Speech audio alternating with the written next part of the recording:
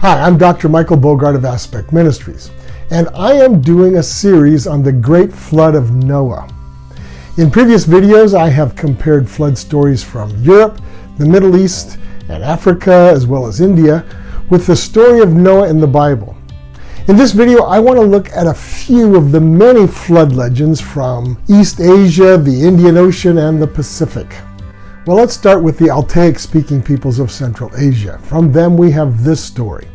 Tengiz, the sea, once ruled over the whole earth.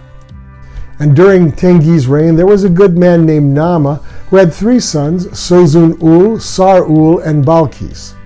The great Ulgan god commanded Nama to build an ark to preserve his family. But since Nama's eyesight was fading, he left the building of the ark to his sons. When it was finished, Nama and his family entered the ark along with various animals and birds which had taken refuge there from the floodwaters. After 7 days, Nama calculated that the flood had risen 80 fathoms, that's 480 feet or 150 meters, and he determined this from the length of some cables that he had secured to the earth. After 7 more days, Nama told his eldest son to open the window and see whether the flood was abating at all. The son saw the tops of mountains. Later, Nama told him to look again, and this time the son saw only water and sky. Much later, the ark did come to rest among a group of 8 mountains. On different days, Nama released a raven, a crow, and a rook, but none of these birds returned. Then he sent out a dove, which returned with a birch twig in its mouth.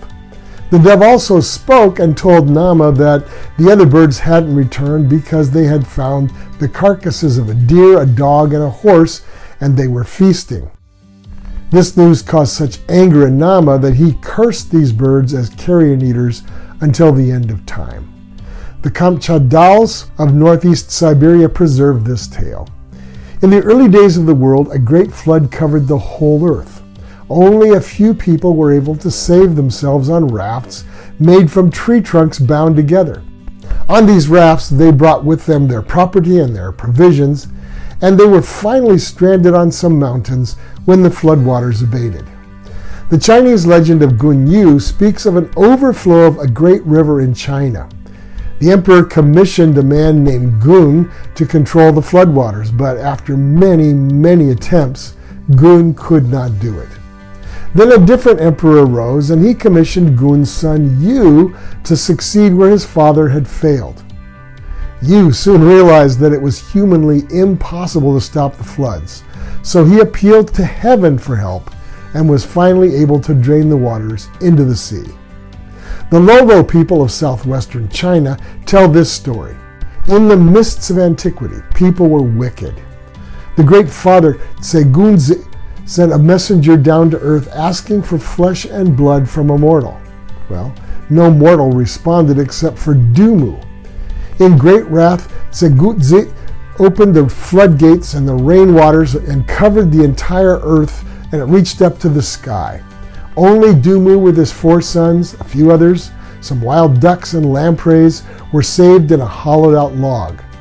The civilized people, those people who can read and write, are descended from Dumu's sons.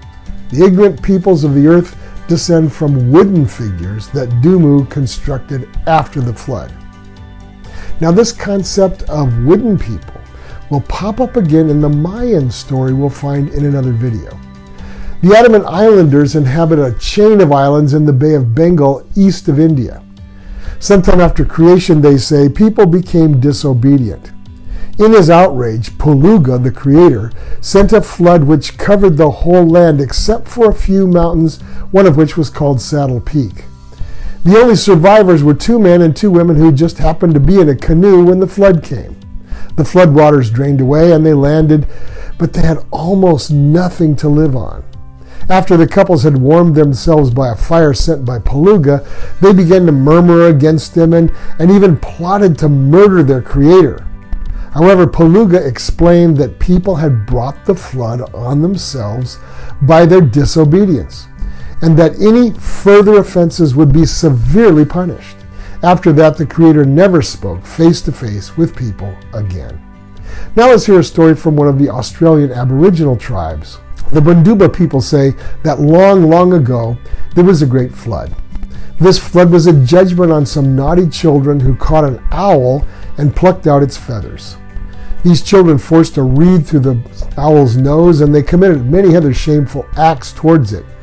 But the owl somehow flew to heaven and showed itself to the great father, Nuungu. In his wrath, Nuungu decided to drown the people on earth. But the people saw clouds rising and growing bigger and bigger till they filled the whole sky. The thunder began crashing, causing great terror. Then came a terrible wind that broke branches and uprooted trees, and from the north the sea came pouring over the mountains, rising until the land was covered, except for a few peaks. In the storm, a man with his wives and a dog were trying to survive the waves in a canoe. There's that just happened to be in a canoe theme.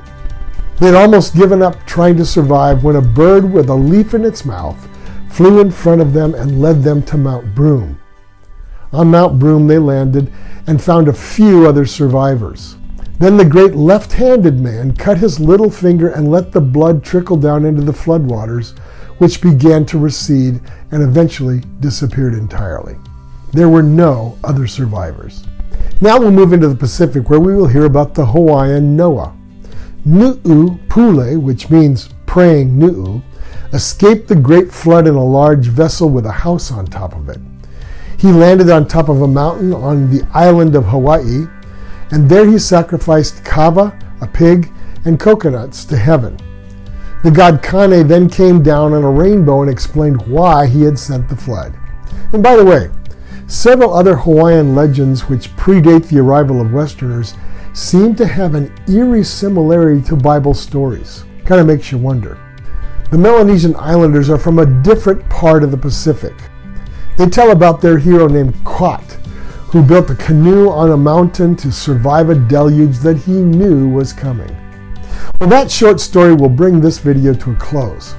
In our final video on ancient flood legends, we'll take a look at stories from the Americas. See you then.